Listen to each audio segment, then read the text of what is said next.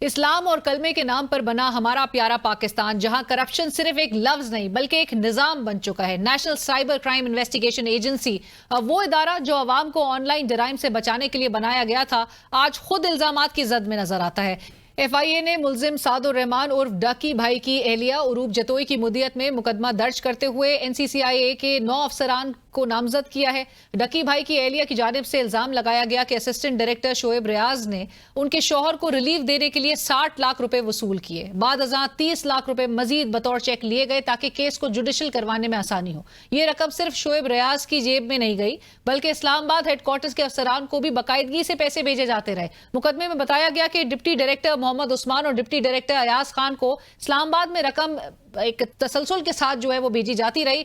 महाना 10 लाख रुपए एक इदारे के अंदर से दूसरे इदारे के मरकज तक रिश्वत का नेटवर्क एक पूरा फैला हुआ था और इस साजिश में असिस्टेंट डायरेक्टर मुश्तबा, शोएब रियाज, सब इंस्पेक्टर यासिर रमजान और अली रजा भी नामजद हुए। इल्जाम है कि यह अफसरान मुख्तलिफ कॉल सेंटर्स और ऑनलाइन फ्रॉड करने वालों से भारी रकम लेते थे, वसूल करते थे।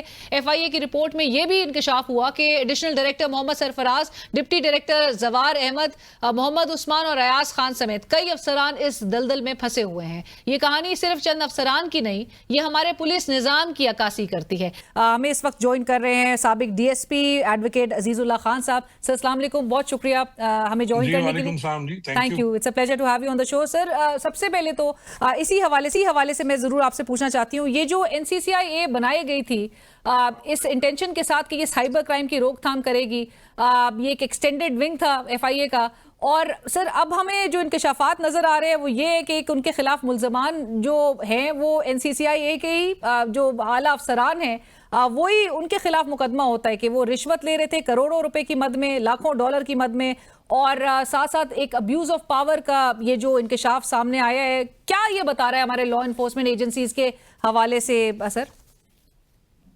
अच्छा देखें, ये जब डक्की भाई गिरफ्तार होता है आप सबको पता है, फिर वो हुआ और जिस तरह इसको लेके लाया गया, चेहरे पे नकाब और हथकड़ियां लगी हुई और खौफ हरास फैला तमाम यूट्यूबर्स में। और यूट्यूबर्स जो हैं उनके पास पैसा तो है, इसमें कोई शक वाली बात नहीं है। वो पैसा टिकटॉक पे लाइव कमा रहे हैं या जो भी कर रहे हैं वट वो तो एक अलग इशू है ना। लेकिन अचानक ये फैसला किया गया, पहले ये देखते रहे इतने सालों से ये सब कुछ चल रहा है, और फिर ये NCCIA के जो हैं इन्होंने गिरफ्तार किया, उसको मुकदमा दर्ज किया, और फिर अभी तक भी डक्की भाई मेरे ख्याल जेल में है। फिर ये बार्गेन जो शुरू हुई है वो एक वकील हैं उनके डक्की भाई के, उनके जरिए हुई जो बताया गया है मुझे। और फिर एक 1.5 करोड़ की बात, जी उस्मान 1.5 करोड़ की बात के जी 1.5 करोड़ लिया गया। तो मेरे ख्याल में तो ये बड़ी आम सी बात है। NCCIA और FIA में पुलिस बड़ी नजर आती है, आप ये देखें आमतौर पे पुलिस के पैसे भी बड़े नजर आते हैं लोगों को, वो तो इनके मुकाबले में अशर अशीर नहीं है। FIA, मैं आई एम सॉरी टू से, और ये जो दूसरा है आपका NCCIA, ये तो बड़ा खतरनाक है। आप लोगों को पता ही नहीं है, अवेयरनेस भी नहीं है ना कि ये है क्या। अभी तक कानून भी लोगों को नहीं पता कि हमने क्या करना है और क्या नहीं करना, और आप उन्हें बताते नहीं, आप उनको ये नहीं बताते कि कानून क्या है, आपने क्या नहीं करना, क्या नहीं करना और क्या करना है। तो उसके साथ फिर ये आप पकड़ लेते हैं उनको, जब पकड़ लेते हैं तो फिर खौफ हरास। फिर जिस तरह सरफराज साहब ने सोशल मीडिया पे इसको हाईलाइट किया और मुतअद्दिद जो एंकर्स हैं इंटरव्यूज पॉडकास्ट में बुलाया, इंटरव्यूज हुए और उन्हें मर्द मोमिन बाकायदा, और सर बाकायदा धमकियां भी उनको उनकी जानिब से दी गई। जी उन्होंने कहा जी कि ये इतने बंदे हैं, इतने, और नाम लिए बगैर उन्होंने खौफ हरास, तो मेरे ख्याल 780 भी साथ शामिल करना चाहिए था इनके खिलाफ। बाकी ये बात जो है मुबैना तौर पर 1.5 करोड़ वाली मुझे तो 100 टाइम सच्ची मालूम होती है, क्योंकि उनसे वादा ये किया गया था कि उन्हें ओब्लाइज किया जाएगा, उनको पोला चालान किया जाएगा। ये पुलिस वाली की लैंग्वेज होती है कि जी पोला चालान होएगा, पोला जिमनी, पोली जिमनी होएगी। तो ये पोला चालान, पोली जिमनी जो है उसके चक्कर में पैसे ले लिए गए, और तशद्दुद नहीं होगा, फलां नहीं होगा, यूं आप जाएंगे और 15 दिन में आप बाहर आ जाएंगे। तो जब नहीं हुआ काम तो फिर उनकी बीवी ने कंप्लेंट की, और वो सच्ची थी, और जिस तरह पैसे गए और बंदर बांट हुई ये सबको पता है। और सर आप जिस तरह से कह रहे हैं कि आपको 100% पर यकीन है कि ये इन्होंने पैसे इस तरह से लिए होंगे, जी बिल्कुल, और ये बिल्कुल एक आम सी बात है करोड़ों रुपए की मद में पैसे लेना। देखें, आपको कभी इत्तेफाक हो इन ऑफिस में जाने का तो यहाँ सूरत हाल ये है, मैंने इस पे गुलाग भी किया था कि इनके पास गाड़ी नहीं है, इनके पास बैठने को कमरे नहीं है, इनके पास FIA, मैं लाहौर की बिल्डिंग्स की बात करता हूँ, ये जो NCCIA का ऑफिस है एक आम सी घर में है, और यकीन जाने वहां सांस नहीं आता, इतने छोटे छोटे कमरे हैं, लोगों के बैठने की जगह नहीं है, गाड़ियों की पार्किंग की जगह नहीं है, और इतना बड़ा इदारा देख रहे हैं कि पूरे रीजन का एक इदारा है। आप देखें कि कितने NCCIA के ऑफिस में है, मुल्तान में है एक लाहौर में है, पूरे पाकिस्तान में कोई 3 और हैं। बट सर अगर और इनके आप पास नहीं है देखें तो कि but this also does not justify कि ये फिर इसी तरह से जो लोग खुद से पैसा कमाना इस मुल्क में चाहते हैं, जो कि एक जुर्म नहीं है अगर यूट्यूबर पैसा कमा रहा है, तो वो इस तरह से रिश्वत लेंगे और इस तरह से एक अब्यूज ऑफ पावर नजर आएगा, इस तरह से इलीगल तो डिटेंशन ये तो नजर अपना आएंगे। हक समझ के लिया जाता है ना। तो अब इस वक्त मैं आपको बताऊं, पूरे मुल्क में हमारे करप्शन की जिस तरह लहर चली हुई है, हर आदमी अपना हक समझ के ले रहा है और इकट्ठे कर रहा है, चाहे कोई भी हो। मैं आई एम सॉरी, मैं ये बात कर रहा हूं, लेकिन कोई भी इदारा बच नहीं गया, जिसको मौका मिलता है वो करता है, चाहे वो FIA का है, चाहे पुलिस का है, चाहे वो कस्टम्स का है, चाहे कोई कोई भी है भी, और सब पैसे लेने इसी तरह। और फंसा हुआ आदमी, जो ये नौजवान बच्चे हैं, इन्होंने आज तक हवालात नहीं देखी, जिन्होंने आज तक कुछ नहीं देखा, और एकदम वो फंस गए और उन्हें पता चला ये अजाब है हमारे लिए, हाँ, और पैसे भी मौजूद हैं उनके पास, हाँ। तो वो दे लिए हैं उन्होंने, बट सर पैसे लिए हैं अब उन्होंने। आप इसको इस केस को कहाँ जाते हुए देख रहे हैं, क्योंकि जब ये कानून भी बनाया जाता है, ये इदारा बनाया जा रहा था NCCIA का, तो बहुत ही मतलब बहुत सेलिब्रेट किया जा रहा था, बड़ा बताया जा रहा था कि जी ना सिर्फ जराइम की रोकथाम होगी, उसके अगेंस्ट एक डेटरेंस जो है वो क्रिएट किया जाएगा। बट आपको लग रहा है कि कोई इसके हवाले से एक बहुत सही मानों में जेन्युइन एक हमें पेशरफ नजर आएगी, कार्रवाई होगी इन अफसरान के खिलाफ, और वाकई में ये जो पूरा एक रैकेट नजर आ रहा था, इसकी हम जड़ से इसको उखाड़ फेंकेंगे? मुझे तो नहीं लग रहा। देखें, FIA के ही लोग थे, उन्हें उठा के NCCIA में जो साइबर क्राइम के थे उधर शामिल कर दिया। अब कैसे आप उनसे अच्छाई की उम्मीद ओवरहॉलिंग रख के सकते हैं? हाँ। जिनकी ट्रेनिंग वही है, जो बेसिक ट्रेनिंग है, वो तो चेंज नहीं हुई।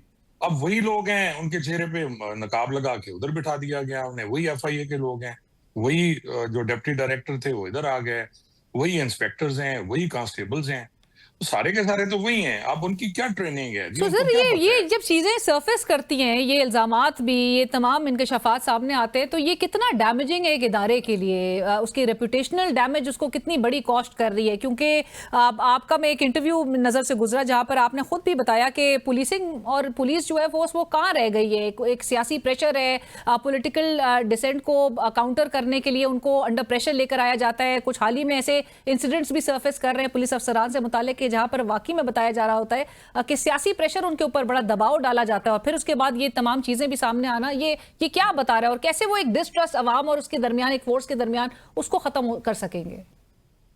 लेकिन जो सियासी प्रेशर है ये हमेशा से रहा है, लेकिन जो इस वक्त चल रहा है वो तो मेरी समझ से बाहर है। मेरी जो अपनी सर्विस है, कुछ 37 साल पुलिस डिपार्टमेंट की, फिर अभी मैं जो कुछ वकालत कर रहा हूँ, इससे पहले इतना सियासी प्रेशर नहीं होता था। ठीक है, एक हद तक होता था कि आपने सियासतदान को पकड़ के बिठा दिया या छोड़ दिया, अब जो कुछ होता है आप सबके सामने है, और ऐसे में तो मेरे ख्याल में इन्हें तो निशान इबरत बनाना चाहिए, इन लोगों को निशान इबरत बनाना चाहिए। लेकिन आप देखेंगे कुछ अरसे के बाद उनके अपने पेटी भाई जो हैं, इनको रिलीफ दे रहे होंगे।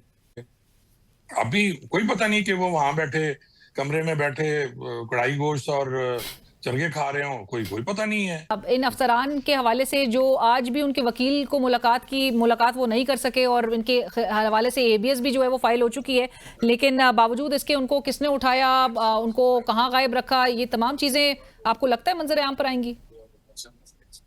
देखें, ये तो कभी आज तक मंजर आम पे आई नहीं है कि किसने उठाया। अब इतने लोगों को काफी दिनों से उठाया हुआ था, कोई आज का तो नहीं है। ये FIR तो अभी दर्ज हुई, और FIA के NCCI के हवाले नहीं किया इनको, मेरे ख्याल में FIA जो एंटी करप्शन इनका सेल है उसके हवाले किया गया। और वो जो पहले उठाया गया वो तो आज तक नहीं पता कौन उठा के ले गया, इतने दिन कहाँ रहे, फिर उनके साथ क्या हुआ, उन्होंने क्या माना क्या नहीं माना। और अभी तक भी मैं तो समझता हूँ कि ऐसी चीजों को पब्लिक होना चाहिए, ताकि लोगों का एतमाद बढ़े इन पे कि जी एक आदमी ने अगर गलत किया है तो उसे आप पब्लिक के सामने लाएं। तो बाकी लोग जिस तरह प्रेस कॉन्फ्रेंस कर रहे होते हैं, बैठ के बयान दे रहे होते हैं, इनके बयानात आने चाहिए, तो फिर लोगों में एक एहसास पैदा होगा कि जी। हाँ काम हो रहा है, वाकई इंसाफ हो रहा है। लेकिन आपने उसी तरह छुप छुपा के सारा कुछ करना है, उन्हें बिठाना है, और किसी ने पूछना नहीं उन्हें, और ये चालान हो जाना है, और चालान के बाद इनकी जमानत हो जानी है। जमानत के बाद इन्होंने फिर इसी इदारे में सर्व कर रहे होंगे ये, तो फिर तो कोई फायदा नहीं है इसका जी। सर मैं आपसे सीसीडी के भी हवाले से ज़रूर जानना चाहूँगी। ये एक और हमने इदारा और बड़ा एक सेलिब्रेटेड इदारा सीसीडी जो है वो नज़र आ रहा था। आईजी पंजाब डॉक्टर उस्मान हमें बताते हैं कि 70% क्राइम जो है वो कम हो गया है इस इदारे की वजह से, जबकि एचआरसीपी की रिपोर्ट सामने आती है, वो कहती है कि इनको उसी तरह से एक वाइड पावर्स दे दिए गए हैं एफआईआर रजिस्टर करने, सस्पेक्ट्स को डिटेन करने और लीथल किस्म के ऑपरेशन जो है कंडक्ट करने के हवाले से। और नंबर्स भी उन्होंने बताए कि कितने अभी तक एलिजेड काउंटर्स जो है इनकाउंटर्स इन्होंने कर चुके हैं। आपको वाकई में लगता है कि ये इदारा बड़ा इफेक्टिव रहा है? देखिए ये सारे वही लोग हैं, पुलिस में इसमें नए तो भर्ती नहीं किए गए, ये वही लोग हैं जो लाहौर सीआईए में थे। फिर उसके बाद जितने भी ऑफिसर्स थे या मुलाजिम थे, वो जो सख्त गिर मशहूर थे या मशहूर थे तशद्दुद करने में, या एनकाउंटर स्पेशलिस्ट थे, उनको इसमें रखा गया। और उसके बाद ये सारा कुछ शुरू हुआ। इसमें कोई शक नहीं कि जो बदमाश हैं पंजाब के या क्रिमिनल्स थे, उनमें खौफ व हिरास तो है, इसमें कोई शक वाली बात नहीं है। लोग जेल में भी बैठ के डरे हुए हैं कि जेल से निकलवा के हमें मार दिया जाएगा। लेकिन साथ साथ इसमें करप्शन भी उसी तरह नजर आती है अगर इस पे चेक ना रखा गया। और ये जो गुडविल इन्होंने बनाई है, और खास तौर पे लोग बड़ी बातें करते थे कि जी ये कानटूटों को मार देते हैं और देखेंगे तीफी को मारेंगे या गोगी को मारेंगे तो पता चलेगा। तो तीफी भट्ट वाला जो इनकाउंटर है उसने इसकी साख में अच्छा इजाफा किया है। लेकिन ओवरऑल मैं समझता हूं कि हम अपनी अदलिया पे अपना एतमाद खो रहे हैं। इसमें वक्ती खुशी तो हो सकती है लोगों की, वो जो जिनको अदालतों में इंसाफ नहीं मिलता, जो 20-20 साल अदालतों में घूमते फिरते रहते हैं और सजाएं नहीं होती, गवाह खत्म हो जाते हैं, मर जाते हैं, गवाह विन ओवर हो जाते हैं, गवाह को डरा दिया जाता है। लेकिन यहाँ वो ये समझते हैं कि जी ठीक है, अपने साथियों की फायरिंग से मारा गया है, निफे में पिस्टल चल गया। तो ये सारी चीजें गलत हैं, मैं इनसे एग्री नहीं करता। लेकिन शायद वक्त की जरूरत है, या फिर हुकूमत ये समझती है कि क्राइम कंट्रोल के लिए ऐसा करना चाहिए, लेकिन पूरी दुनिया में ऐसा नहीं है। कहीं भी ऐसा नहीं किया जाता सिवाय हमारे पाकिस्तान में या हिंदुस्तान में। इसकी कुछ नजीरें हो सकती हैं, फिल्मों में या ड्रामों में अक्सर देखते हैं। मुझे नहीं रियल में पता कि वहां क्या होता है ये, लेकिन जिस स्पीड से यहाँ हो रहा है, तो इसी स्पीड से फिर इसका रिएक्शन आएगा, और वो रिएक्शन बड़ा खतरनाक होगा। और मुझे बड़ा डर लगता है कभी कभी कि वो रिएक्शन जो है अब पुलिस और क्रिमिनल की जाती दुश्मनी में तब्दील हो जाएगा। राइट, बट सर ये जरूर बताइए जाते जाते कि कितना ही कोई मजबूर जो है वो एक पुलिस अफसर होता है सियासी प्रेशर के आगे, कि वो ना ही नहीं कर सकता, इनकार ही नहीं कर सकता। देखें, मैं समझता हूं कि इनकार की सजा जो है ना फिर डिसमिसल है। ये वाहिद महकमा है जिसमें आपको निकालते हुए एक सेकंड भी नहीं लगता। आप डीएसपी तक जो है वो आईजी एक शो काज पे आपको डिसमिस कर देता है, और नीचे भी यही हाल है। आपको ओबे करना पड़ता है, मजबूरी है, आपकी प्रमोशन है, आपके बच्चे हैं, आप क्या करें? उसके बाद आप कहाँ जाएं? यानी इन्होंने आपको पकड़ के हवालात में भी बंद कर देना है डिसओबे में, तो फिर आप क्या करेंगे?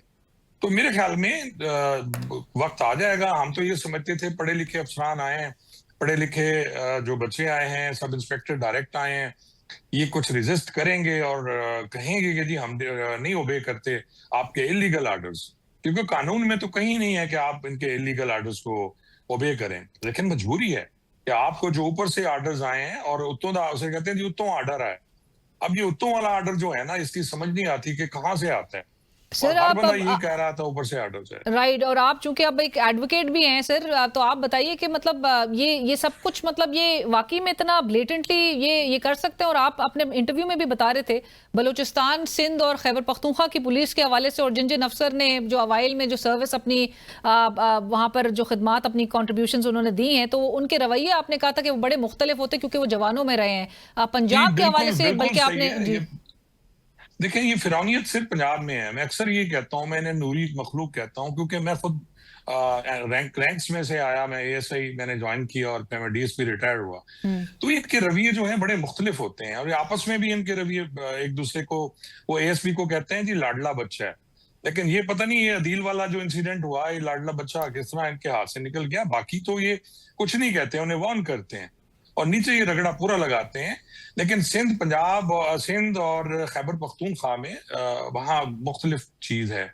वहां आप देखें कि रेशो कम है, इनकाउंटर की रेशो कम है सिंध में, इसी तरह बलूचिस्तान में कम है, खैबर पख्तूनख्वा में नहीं है। उसकी सबसे बड़ी वजह है कि फिर वो नहीं छोड़ते।